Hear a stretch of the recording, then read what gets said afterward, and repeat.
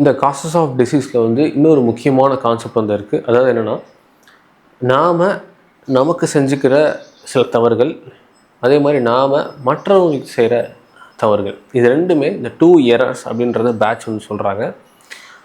இந்த 2 எரர்ஸ் தான் வந்து பார்த்தோம் அப்படின்னா நமக்கு நம்ம உடம்புல டிசீஸாக மேனிஃபெஸ்ட் ஆகிறதுக்கு ஒரு முக்கியமான விஷயம். இப்போ நம்ம ஏற்கனவே வந்து பார்த்தோம், நிறைய காசஸ் ஆஃப் டிசீஸ்க்கு நிறைய விஷயங்கள் இருக்குது.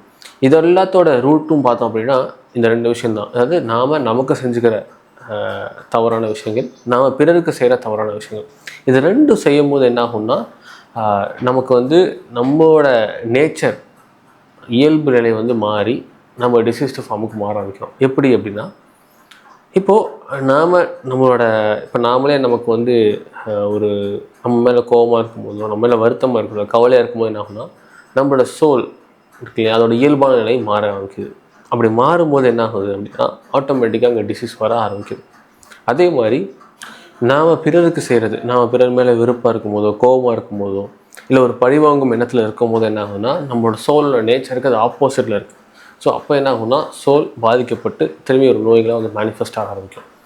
இது ரெண்டுமே நம்ம சரி செய்யும் போது ஆட்டோமேட்டிக்காக என்ன ஆகும்னா, நம்ம சோல் அதோட பர்ஃபெக்டான அலைன்மெண்ட்டில் வந்து நிற்கும். அப்போது நம்ம டிசீஸ் வந்து ஹீல் ஆகும். இந்த சோல் தான் நம்ம உடம்புல இருக்க அனைத்து நோய்களையும் சரி பண்ணுறது. மைண்டாக இருக்கலாம், பாடியாக இருக்கலாம், நம்ம கொடுக்குற மெடிசன்ஸாக இருக்கலாம். நீ எந்த மெடிசன்ஸ் எடுத்தாலும் சரி, உங்களோட சோல் தான் ஹீல் பண்ணும். உங்களோட உயிராற்றல் தான் ஹீல் பண்ண போது, மெடிசன்ஸ் கிடையாது. மெடிசன் சப்போர்ட் தான் பண்ணும். சரிங்களா? இப்போ ஒரு எமோஷனலாக நீங்கள் பாதிக்கப்பட்டிருக்கீங்கன்னா, அந்த எமோஷனை சரி பண்ணி அதை பேலன்ஸ் பண்ணும். யார் ஹீல் பண்ண போகிறா அப்படின்னா, உங்கள் பாடி அண்ட் மைண்டை, சோல். ஸோ இது ரொம்ப ஒரு முக்கியமான கான்செப்ட்.